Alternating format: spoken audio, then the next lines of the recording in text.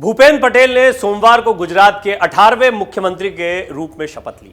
दूसरी बार वो गुजरात के मुख्यमंत्री के तौर पर आपको दिखाई दे रहे हैं। प्रधानमंत्री नरेंद्र मोदी समेत बीजेपी शासित राज्यों के सीएम इस शपथ ग्रहण समारोह में मौजूद रहे। जीत के बाद ही जिस तरह का भव्य आयोजन था, जिस तरीके से बड़े बड़े चेहरे सब सामने आए थे, मीडिया के सामने आए थे, उससे स्पष्ट है गुजरात की इस जीत को भव्यता के साथ दिखाना है, बड़ा दिखाना है। शपथ ग्रहण समारोह का आयोजन गांधीनगर में हुआ। गुजरात के मुख्यमंत्री के रूप में भूपेंद्र पटेल ने लगातार ये दूसरे कार्यकाल के मुख्यमंत्री के तौर पर शपथ ली है। राज्यपाल आचार्य देवव्रत ने सचिवालय के पास हेलीपैड ग्राउंड में भूपेंद्र पटेल को शपथ दिलाई। इस रिपोर्ट में हम आपको बताएंगे कि भूपेंद्र पटेल के कैबिनेट के बारे में एक्सपर्ट्स का क्या कहना है, राजनीतिक विश्लेषक क्या कहते हैं। इस बार भूपेंद्र पटेल के कैबिनेट को काफी ज्यादा छोटा बनाया गया है। इसकी वजह क्या है?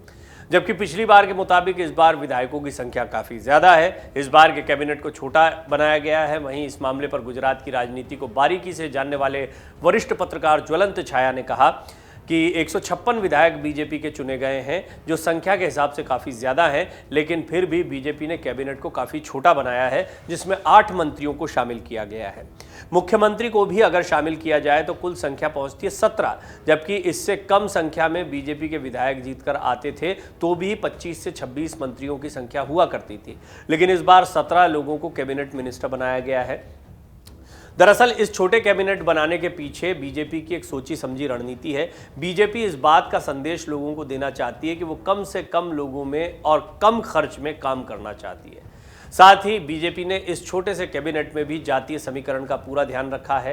एक ब्राह्मण समाज से, एक जैन समुदाय से, लेउआ पटेल जिनकी संख्या काफ़ी ज़्यादा है और जिनके वोट निर्णायक होते हैं, जिनका अपना एक राजनीतिक वर्चस्व होता है, लेकिन उस समुदाय से भी एक को ही मंत्रिमंडल में शामिल किया गया है। तो ये भी एक सोची समझी रणनीति का हिस्सा है। बाकी SC, ST, OBC और आदिवासियों को भी इस कैबिनेट के जरिए बैलेंस करने का प्रयास किया गया है। ज्वलन छाया हमारे साथ लगातार, जब आपने इसकी एनालिसिस देखी है गुजरात के, चाहे वो एग्जिट पोल हो या फिर चुनावी नतीजे हों, वो लगातार हमारे साथ बने रहे।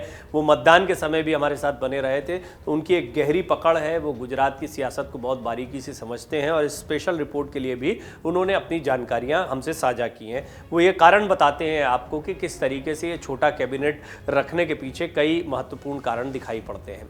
सभी जातीय समीकरणों को भी साधते हुए कैबिनेट को बनाया गया है। हालांकि गुजरात बीजेपी में कई ऐसे चेहरे थे जिनका नाम कैबिनेट मिनिस्टर के लिए तय माना जा रहा था, लेकिन वो दिखाई नहीं दे रहे, जैसे जयेश राजदड़िया, और बहुत ताकतवर विधायक हैं वो, और सौराष्ट्र के जीतू वाघाणी जो गुजरात में पूर्व शिक्षा मंत्री रह चुके हैं, लेकिन इन सबको कैबिनेट में नहीं लिया गया है और नए चेहरे को इस बार की कैबिनेट में मौका दिया गया है। तो ये भी एक सोची समझी रणनीति मानी जा रही है। इसका असर भविष्य की राजनीति पर काफ़ी हो सकता है, काफ़ी प्रभावित कर सकती है ये रणनीति भविष्य की राजनीति को। हालांकि कैबिनेट के विस्तार को लेकर वरिष्ठ पत्रकार ज्वलन छाया ने यह भी कहा कि सरकारें अपनी ज़रूरत के हिसाब से भी कैबिनेट का विस्तार करती हैं और ऐसे में संभव है कि आगे अगर गुजरात सरकार को लगेगा कि कैबिनेट का विस्तार किया जाना चाहिए तो कैबिनेट का विस्तार किया जा सकता है। आपको याद ही होगा कि गुजरात के विधानसभा चुनाव के ठीक 1.5 साल पहले पूरे कैबिनेट को बदल दिया गया था।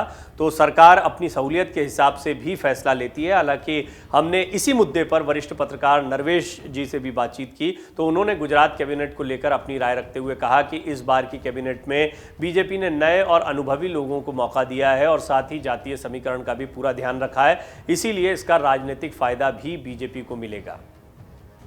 तो कई सवाल खड़े होते हैं कि आखिर इस तरह की कैबिनेट क्यों बनाई गई है, इतनी छोटी कैबिनेट क्यों बनाई गई है। इससे स्पष्ट हो रहा है कि कहीं ना कहीं बीजेपी एक संकेत देना चाहती है। जितनी बड़ी कैबिनेट होती है उतना ज़्यादा खींचतान होती है। दूसरा, काम देखा जाएगा और बदलाव किए जा सकते हैं, इसको ऐसे भी समझा जा सकता है। और जब छोटा, जैसे हिमाचल में चुनौती ज़्यादा है, हिमाचल में 2 गुट हैं, 5 ही विधायक एक्स्ट्रा हैं, ज़रा सी फूट हुई पार्टी मुसीबत में आ जाएगी। ऐसी कोई स्थिति गुजरात में दूर दूर तक नहीं। कोई डरा नहीं सकता, कोई दबा नहीं सकता। लेकिन राजनीति में जो जब मंत्री पद पाने की होड़ होती है, पहले तो मुख्यमंत्री की कुर्सी, ये स्पष्ट था कि भूपेंद्र भाई पटेल को ही बनना है मुख्यमंत्री, लेकिन उसके बाद में जब कैबिनेट की बात होती है तो ज़्यादातर राज्यों में जहाँ पर रस्साकशी होती है या सीटों की तादाद इतनी होती है कि एक विधायक भी अपनी ताकत रखता है, वहाँ बड़ी मुसीबत आती है। हिमाचल एक बहुत बड़ा उदाहरण है। सुक्खू हैं, प्रतिभा सिंह हैं, सुक्खू बन गए मुख्यमंत्री, लेकिन प्रतिभा सिंह का भी अपना खेमा है, वहाँ से भी दावेदारी आएगी।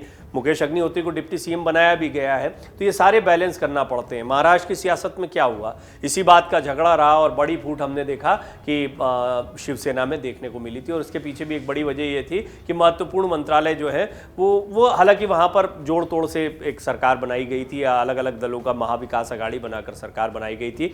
गुजरात में ऐसी कोई स्थिति नहीं दिखाई देती, बहुत कंफर्टेबल है। भूपेंद्र पटेल आराम से 5 साल सरकार चलाएंगे, सारी की सारी सीटें उनको मिली हैं। लिहाजा अब वो अच्छे लोगों की तलाश में रहेंगे, नए लोगों को मौका दिया जाएगा और बहुत मुमकिन है कि इनके कामों को भी जांचा परखा जाए। यानी गुजरात में आगामी 2024 के चुनाव की तैयारियां भी शुरू हो गई, ये कहना भी गलत नहीं होगा। डाउनलोड करें अमर उजाला ऐप और पाएं खबरें लगातार।